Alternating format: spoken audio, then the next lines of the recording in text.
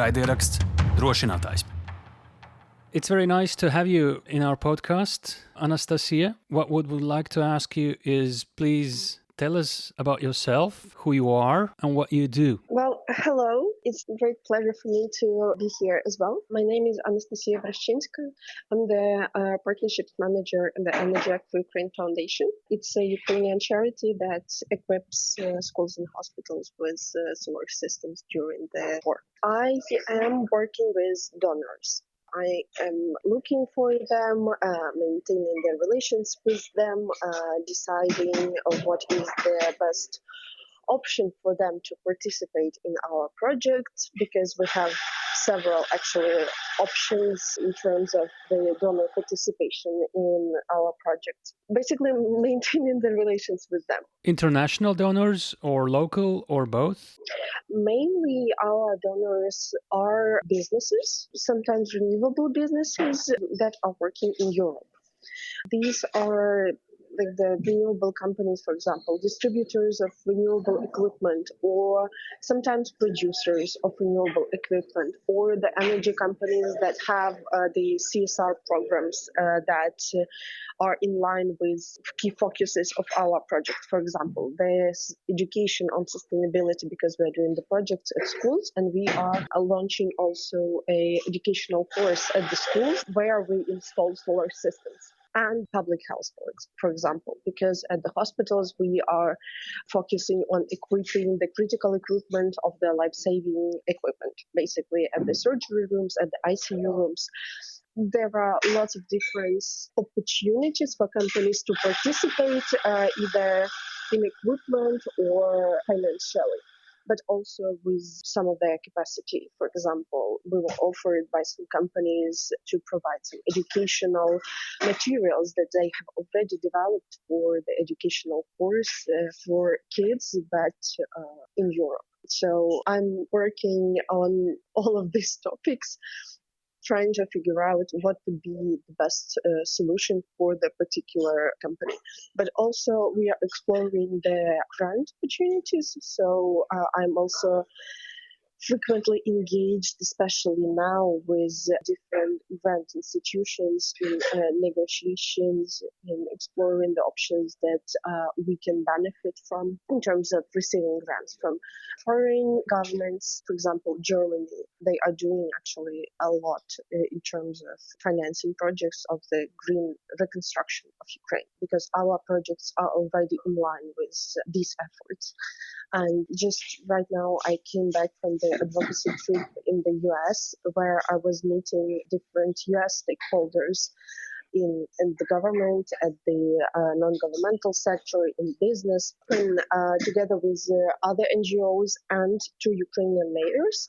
We were actually shaping our discussions like that we are discussing the efforts that are already here in Ukraine in terms of sustainable reconstruction on the level of the municipalities.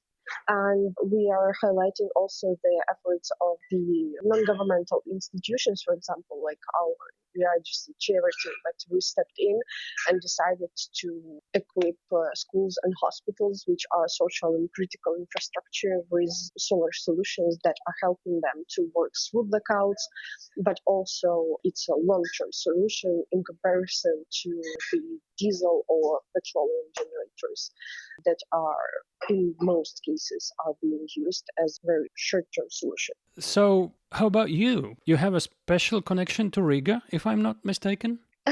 Yes. I did a very short-term, I would say, program in Latvian University in RGSL. That was advanced program in European law and economics. And that was organized for Ukrainian civil servants and people who are working in the governmental area, let's say, and for the people who are working in NGO sector as well. And I was participating in this program while I was working at Ukrainian Parliament. I was working at the Energy Committee of Ukrainian Parliament, being as an assistant to the member of the Parliament, of Ukrainian Parliament in 2018, I suppose. Yeah. So I spent 3 months in Riga I was there during probably the most amazing weather conditions that are available there. So that was super cool. I've enjoyed this experience both professionally and personally. So, somebody who knows us. Anyway, how did you start to deal with energy questions?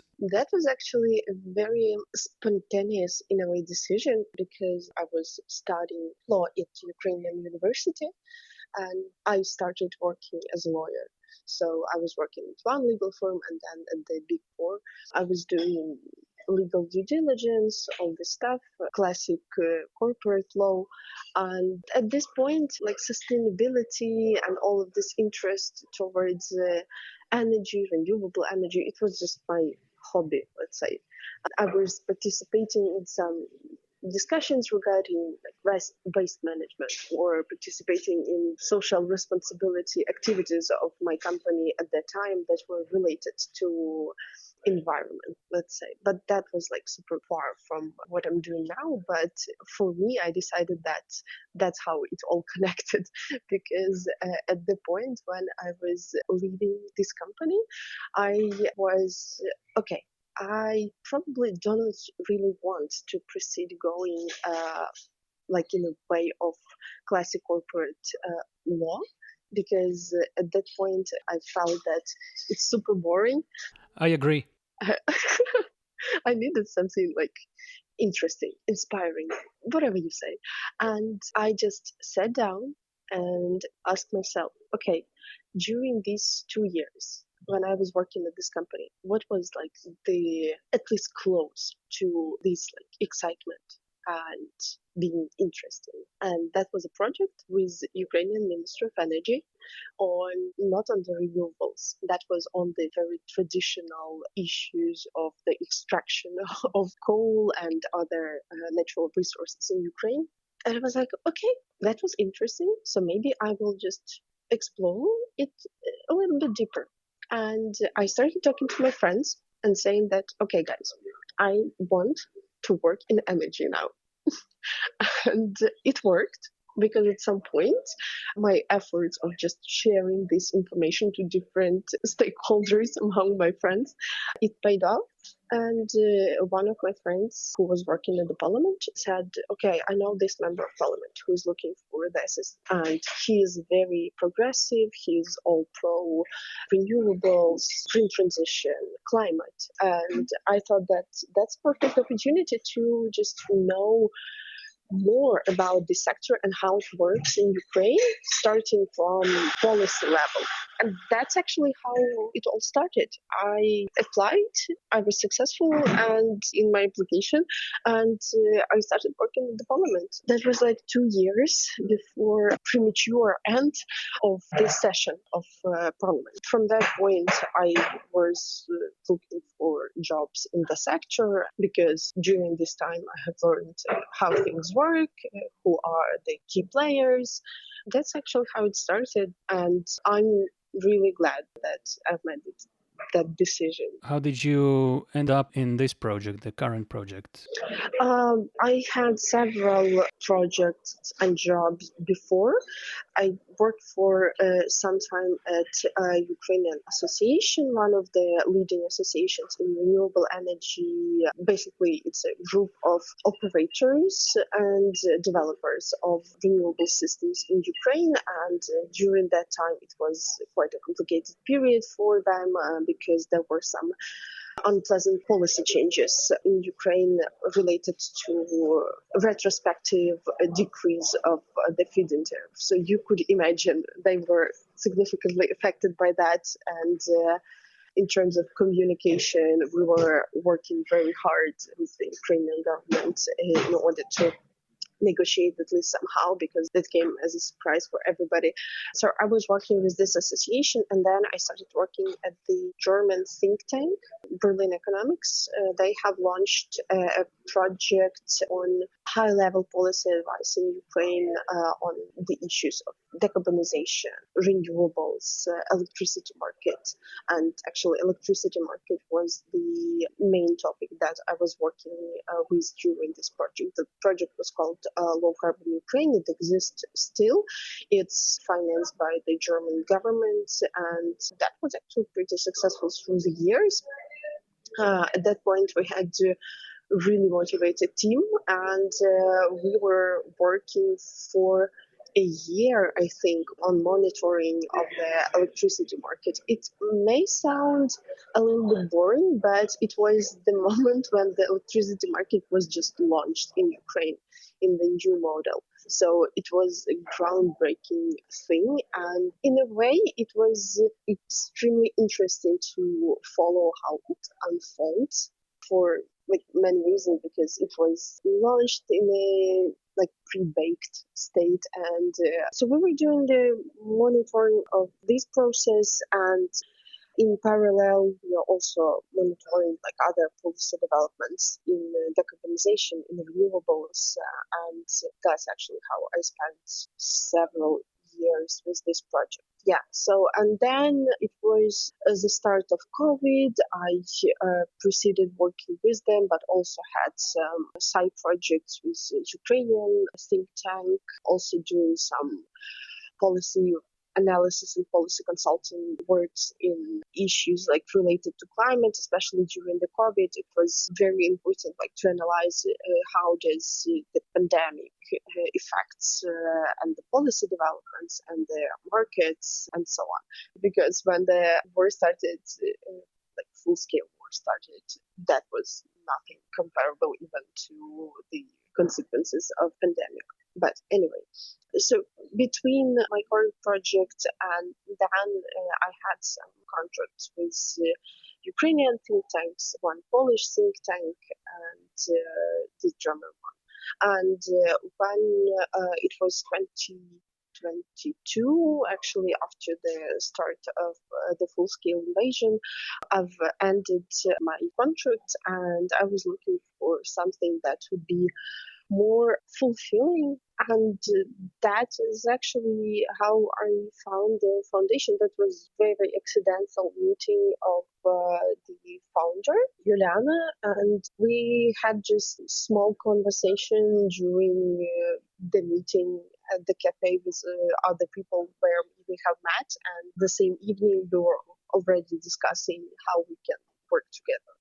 I started working at the foundation in September 2022, and the organization was established in April the same year.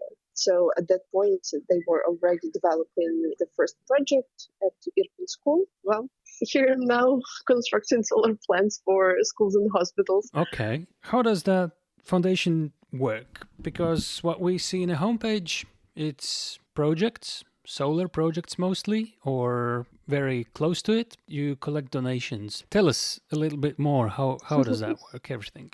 So, yeah, when the foundation was established, we focused from the very beginning on the energy help. We have currently 3 campaigns.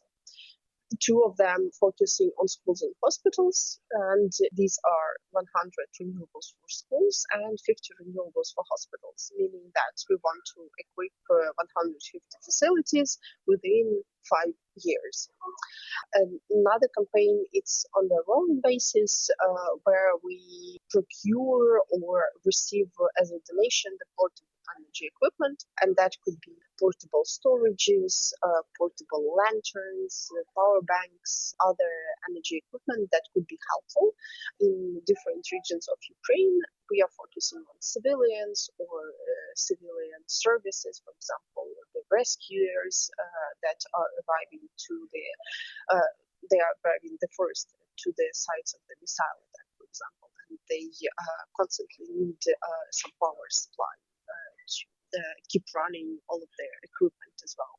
So it's a campaign where we procure some portable solutions. They are usually with a renewable element. So, for example, we were providing the lanterns with the small solar modules, and these are quite useful, especially during the blackouts. Of course, winter is not the best time for charging solar modules, but they have very small energy demand. Even that can be covered by the electricity generated during the winter. These are our three main campaigns within which we are gathering donations, gathering equipment, but as I've said, I'm working with different donors. And I would say that our fundraising, it mainly happens in the negotiations, not raising funds online, for example. We tested different options how to do that, and we realized that direct communication with the donors was the best. And that's why we are investing a lot of our time and resources in order to bring us together with different companies that are either willing potentially to participate in the projects, or they don't know that they are willing to participate, but then they meet us and we kind of present what we do, and they understand that that's important. We have some spare resources that we could share, but also what's more interesting in terms of working with business for the charity projects, and that's what I actually discovered during this year, that for companies, that is also an opportunity to get to know the market better, Ukrainian market, I mean, because we have one Polish company that started doing solar projects with us, but they were also thinking about entering the Ukrainian market. And while we were doing solar projects together, at schools and hospitals, they have opened a branch in Ukraine, and they have started working on the Ukrainian market during the full-scale invasion this year. You are very good in selling the idea. I hope so. That's how we are trying to find, we're trying to think as business would in this case, and we understand that, well, charity, it all sounds good, but you cannot do that in long term. So there should be significant benefits, not for the schools and hospitals that we do, but also for those who participate in the project, mainly if that is business, so for business. And their interests, they are usually lying somewhere near getting profits. So that's why we are trying to explore these avenues for cooperation, and so far it works like this. And why not? Tell us about those schools, those hospitals, those other, like field hospitals and other projects. What are the results? What have you done? How does that work?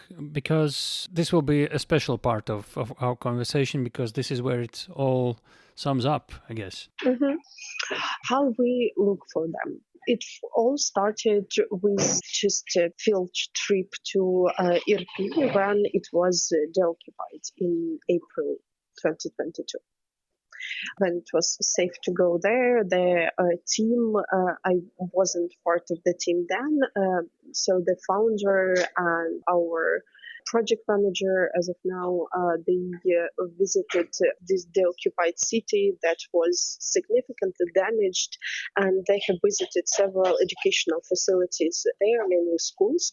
When they arrived there, when they were filming the damages that schools have sustained, because in Irpin, for example, there was one school that was completely destroyed, to the ground, and there were several schools that had some significant damage, but they managed to rebuild the building itself during several months in order to welcome kids already in September.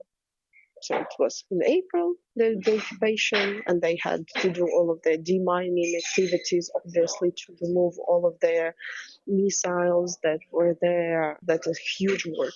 And after that, the repairment could start.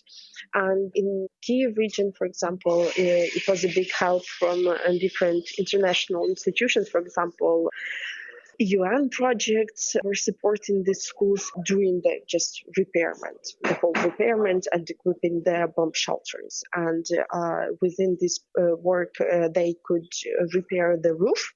And for us, that was the significant help, because we had the opportunity. We had a new roof that could be perfect for installation of the solar system on it. So in Kyiv region, it was different. It was very emotional. So that's how it started. But then we understood that, that may be not really sustainable to go to every region, just to explore, because that would take a lot of time, a lot of efforts, a lot of funds also. So we have started working with ministries of education of Ukraine and Ministry of Health.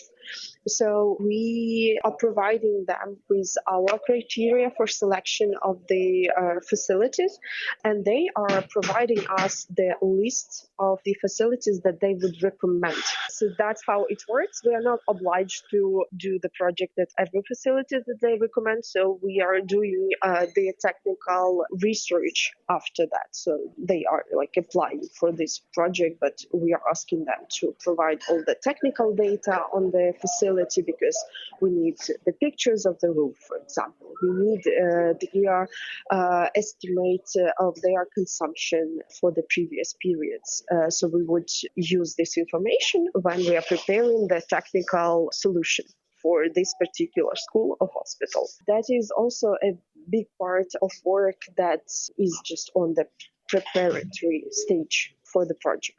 We do that a long time before we start talking to donors, because to donors we are coming already with the technical solution, with sometimes with even technical documentation for the project. We are sure that this offered solution, this capacity would be good for this facility. We know how much money would we need to do that, and it's your call just to give the funds or give the equipment, and we would start the project right away. How many schools have roofs with solar panels, or hospitals? How would you characterize the size of it? What's done already?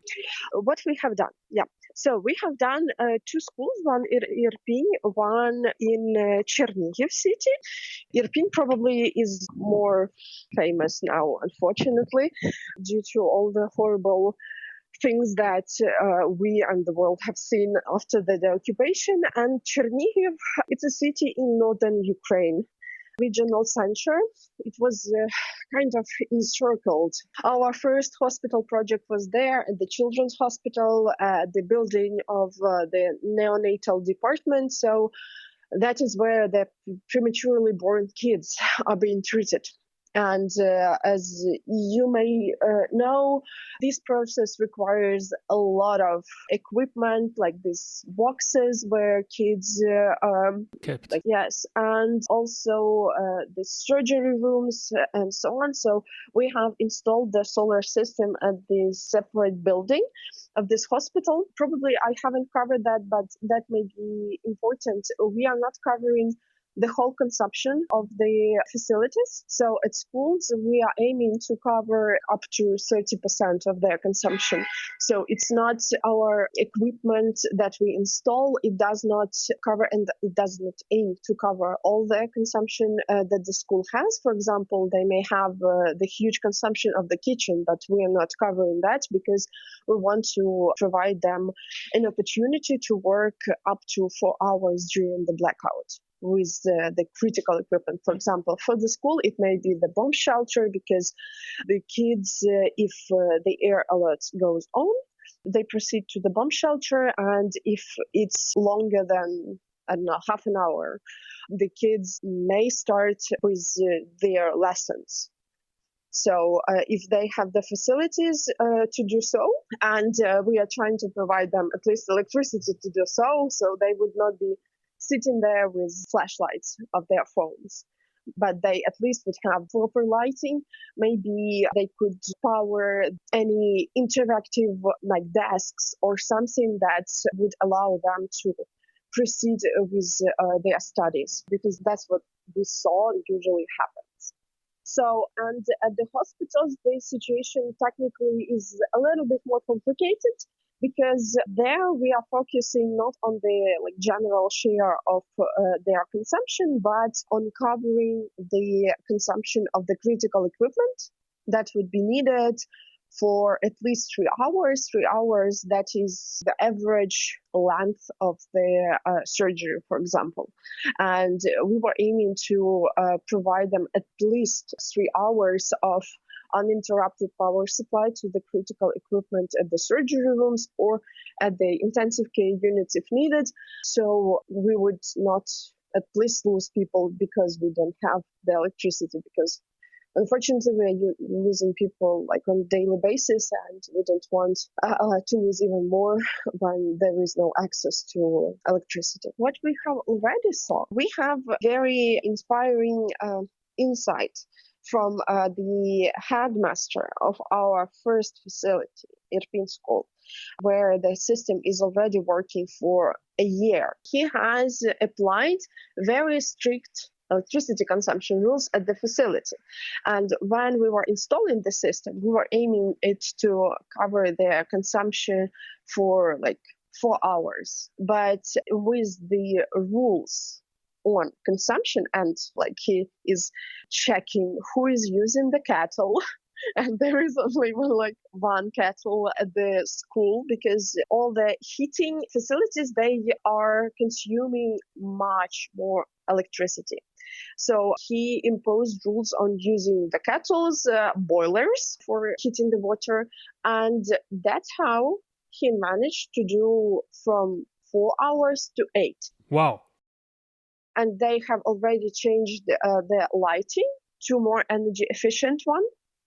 That's how he actually managed to increase the number of hours that are available for the school to proceed working in complete blackout. So there are solar panels plus the storage, that like a power bank that stores it, so you can use it for a longer time when it's fully charged. Yes, and it can be charged both from the grid when the electricity is available and from the solar modules, obviously. That is a hybrid solution that allows to have the reserved electricity all the time for their needs during the complete blackout. But if there is no blackout, they are just consuming the electricity primarily from the solar modules, and then when there is no available electricity generated from the solar modules, they are taking this share from the grid. So they are decreasing their consumption of the grid electricity. That's how they are saving on the energy bills. And for the average school, this saving could be up to 2,050 euros with current Ukrainian tariffs per year. And for the hospital, that is about 5,000 because they have bigger capacities.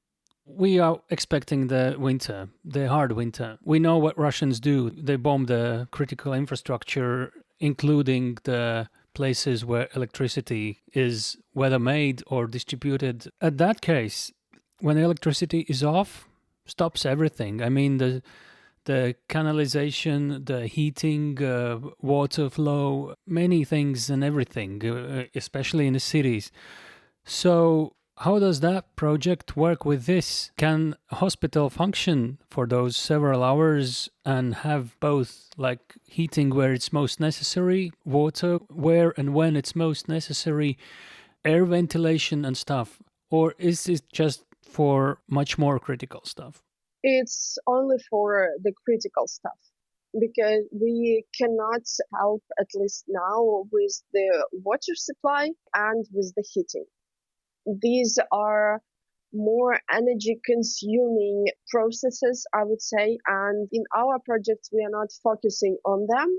I would really want to, but it would significantly increase the cost of our projects.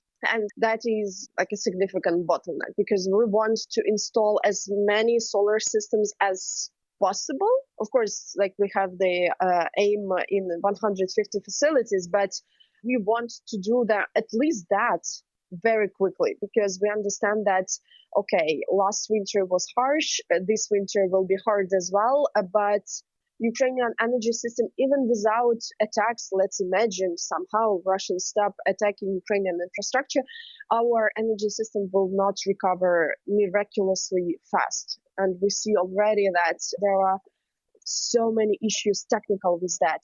We were using very old equipment, like very old these transformators, very old equipment for the generating facilities on traditional generation.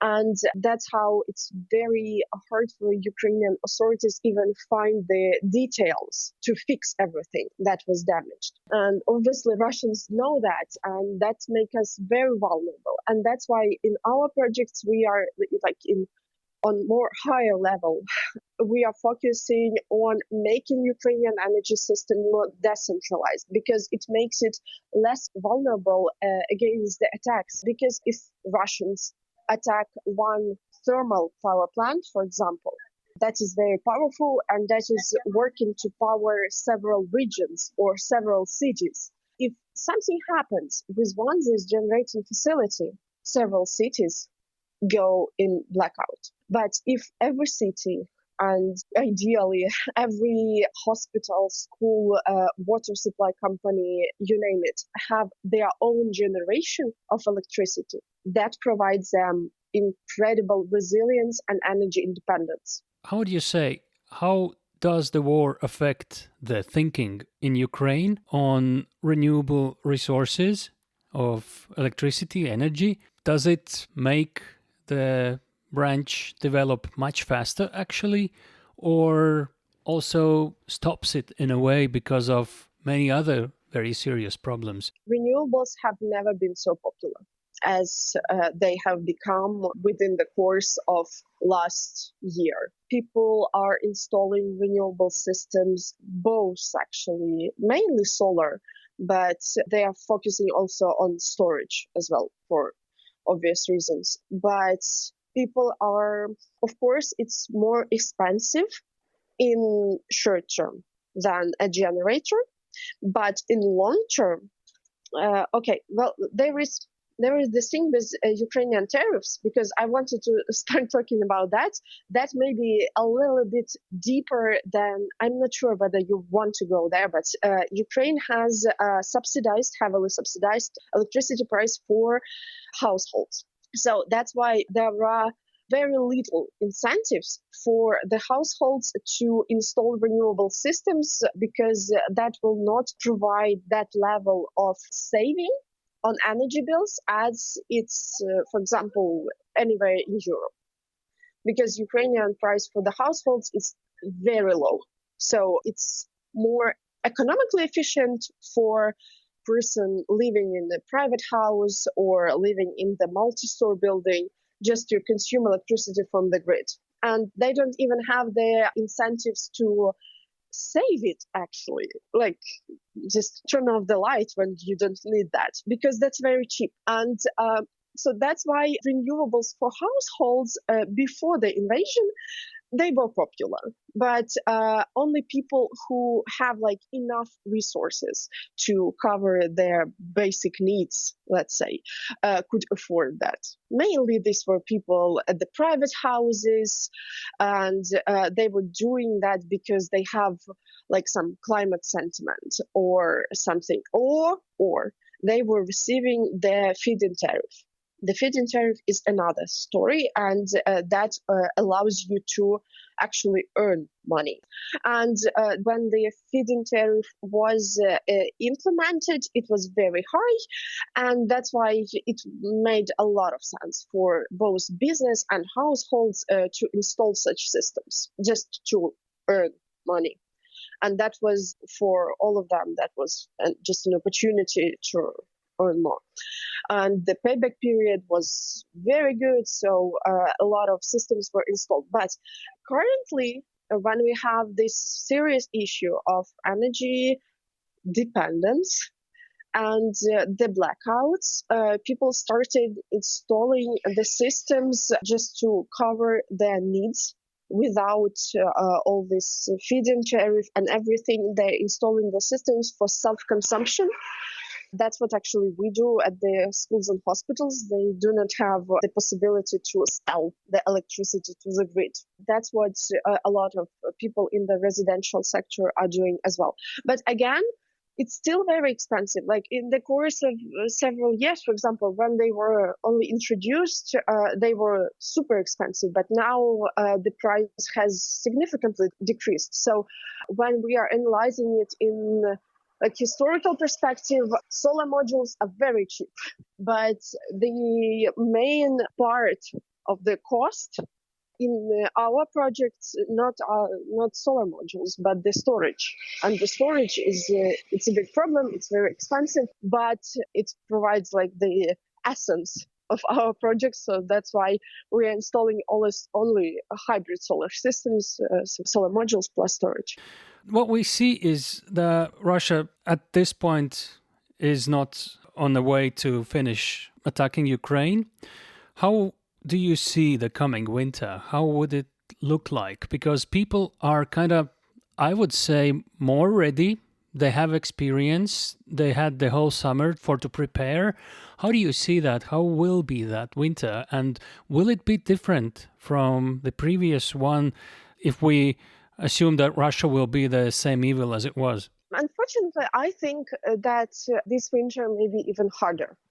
Because last winter, surprisingly enough, it went, I can't say well, because I can't say like with all the moral issues, I can't say that it went well. But we had blackouts for several hours, sometimes days. But probably everybody expected that it would be much worse. And this winter, yes, we are better prepared. But the energy system is not even in that shape as it was before attacks.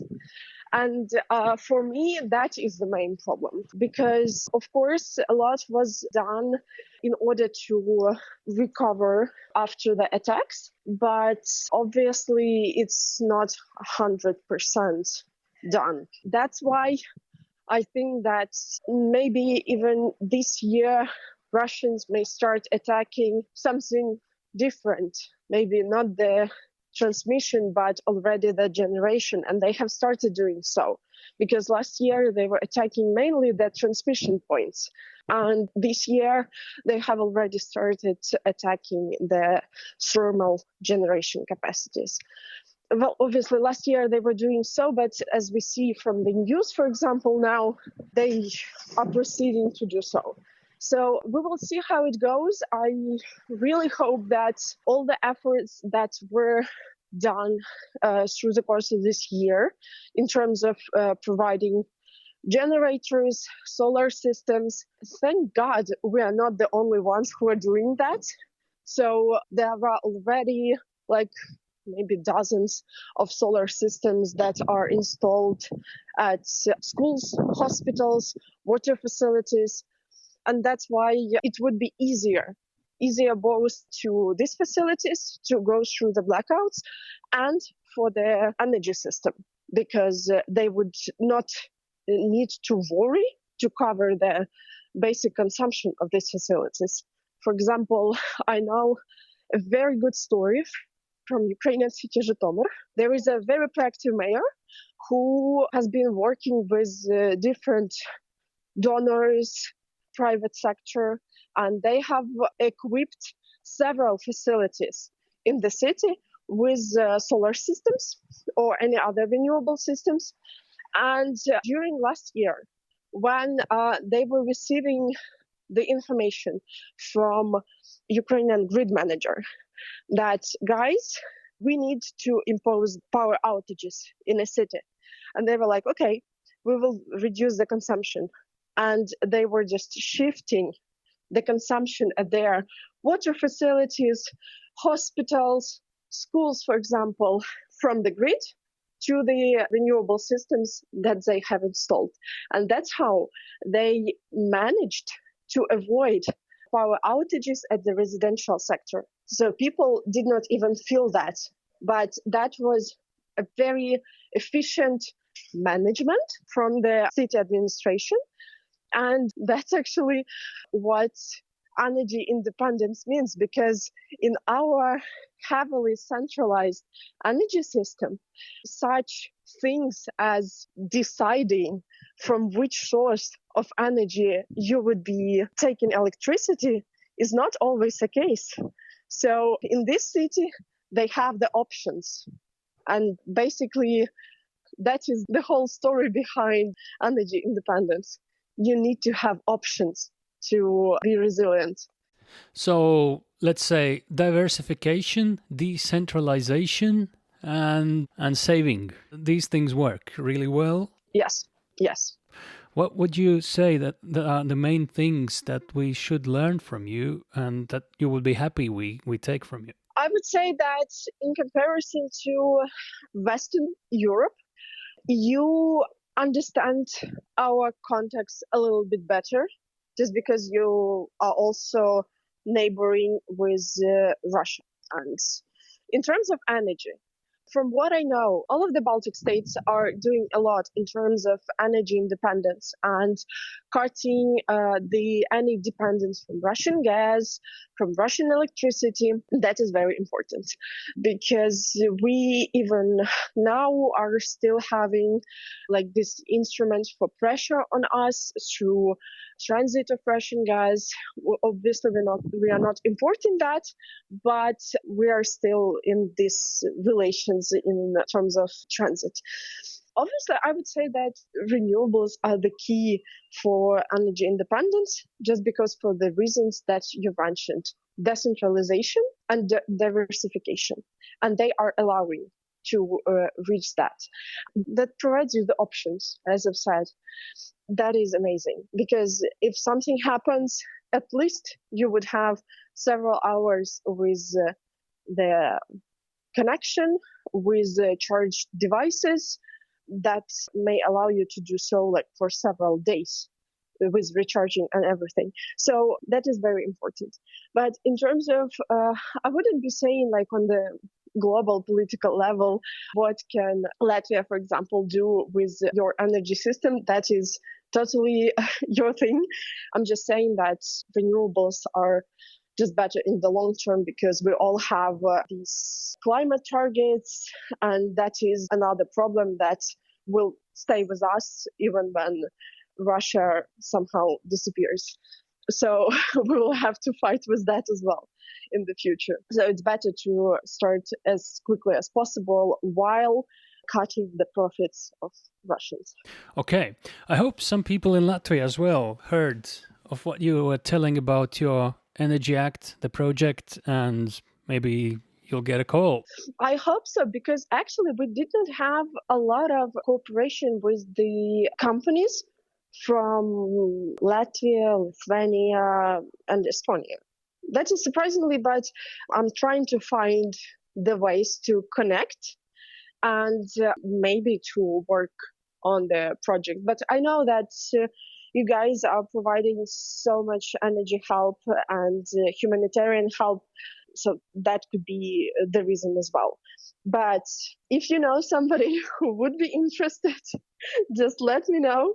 I would be happy to talk and do all the stuff that I do every day. Okay, let's hope there'll be a reason for you to come to Riga and to talk with people here and explain things. So the question we ask always at the end of our conversation, because it has come, is what would you like that anybody would wish you personally, and in this case also to the organization you work for?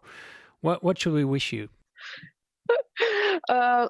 Well, yes, victory of Ukraine and doing everything you can to help us to reach that as fast as possible would be the best you could wish, the best I could wish, definitely. But I know that with the victory, I will not stop doing what I do, because there would be so much more to be done with all the extraction and all the stuff. So I would wish myself, good health, because it will take a lot of efforts. But also I would really wish that the attention to what is happening in Ukraine would remain at least on the same level as it is now, because we see that people are getting tired, and that is totally understandable. But we are here fighting for the better future for all of us. Now, it's not something that is very hard to imagine, because we all saw what Russians could do when they invade another country. And that is scary. And nobody wants to experience that. And we want to end it now as quickly as possible. So Russians would not be able to do that with any of you, any of us, and anybody in the world. I'm very thankful for what you told us. Despite we kind of heard of it quite a lot, this makes it more close. Thank you very much. Bye-bye.